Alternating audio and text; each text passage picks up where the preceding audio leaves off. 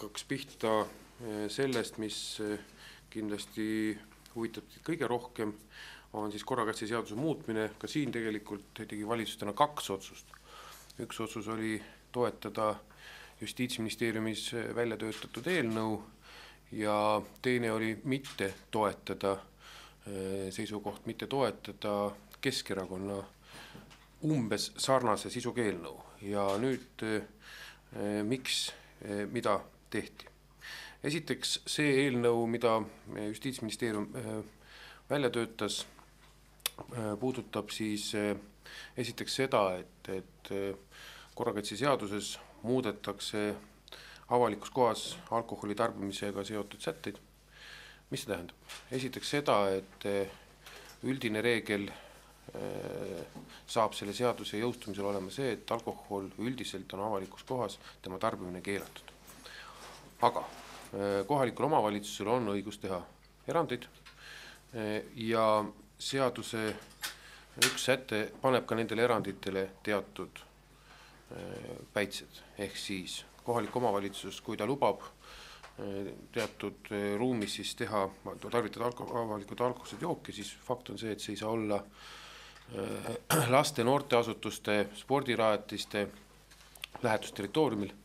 Samuti ei saa see olla ühistranspordiga seotud kohtades, alates bussist kuni bussipeatuseni.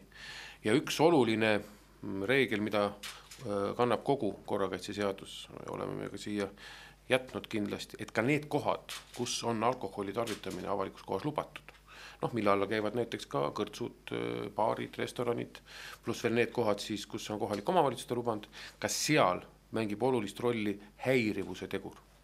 Ehk tegelikult peale sellise politsei üldjärelevalve kehtib ka ikka iga kodaniku õigus, kuna ma rõhutan veel kord, see ongi korrakaitseseaduse üks põhieesmärk. Et kõige paremini tajuvad oma subjektiivset õiguste rikkumist ikka kodanikud ja nendel on punkt 1 õigus nõuda sellise häiriva tegevuse lõpetamist või siis kutsuda politsei ja sellisel juhul on tegemist ka väärteoga. Ja kuigi ka tänane korrakaitseseadus väga selgelt on pannud ühte lahtrisse mitte toidugruppi kuuluvad alkohoolsed tooted, nagu näiteks näoveed, igasugused ja süütevedelikud, siis on see eraldi veel välja toodud.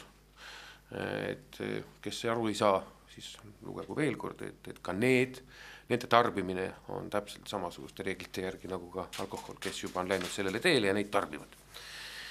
Sellel otstarbel. Süütevedeliku muidugi tarbita teistel otstarbetel on lubatud igas kohas, kus see ei ole keelatud, näiteks grillimiskohtades. Ja nüüd tulles tagasi selle Keskerakonna eelnõu juurde, siis ma rõhutan taas ja järjekordselt ümber lükates seda, kuidas ma ütlen, poliitilise heitluse ühte olematut vägikaigast Keskerakonna käes, kus ta igal sammul ja kasutades oma kohalikku meediat rõhutab seda, et selline korrakaitseseadus on vastu võetud tänase koalitsiooni poolt või mis iganes. Tuletan meelt, see seadus, mida me täna muudame, on vastu võetud 2011. aastal, kus kogu Keskerakonna fraktsioon nagu üks mees ja naine hääletas selle poolt. Ja kellel pakub huvi, siis on võimalik vaadata ka Riigikogu stenogrammidest huvitavaid diskussioone tollase ministri ja Keskerakonna liikmete vahel, kes küsivad lausa selleni, kas ka Justiitsministeeriumi ees võib alkoholi tarbida ja minister vastab, et ka seal võib tarbida. Nii et mingid probleemi siis ei tekitanud, praegu oli see siis heaks võimaluseks enda poolt vastu võetud otsused teistele, nagu öeldakse, külge kleepida. Ja siia juurde ma toongi põhjus, et see on üks kaudne põhjus, mis kindlasti seda nende eelnõud mitte toetada, see silmakirjalikkus, aga tegelikult on tegu ka sisuliste põhjustega. Üheks põhjuseks näiteks on see, et Keskerakond ei pane pahaks oma eelnõus seda, et võiks ikka ka laste ja kooli ja teiste haridusasutuste juures tarvitada, seda piirangut nad ei püstita üldpiirangut ja ka ühistranspordis. Muideks, mis näitab ka nende tänast märkide ülespanekut, siis Kadriorus üks märk asub lasteaia kõrval kohe, et sisuliselt lubades seal alkoholi selle lähetuses tarvitada. Ja teine kindlasti ka on see, et see häirivusmoment, mis ma arvan on korrakaitseseaduse üldklausel, üldideoloogia on ka sealt välja jäänud ja sellepärast valitsus otsustas seda eelnõud mitte toetada. Nii palju korrakaitseseaduse muutmist ja nüüd lühem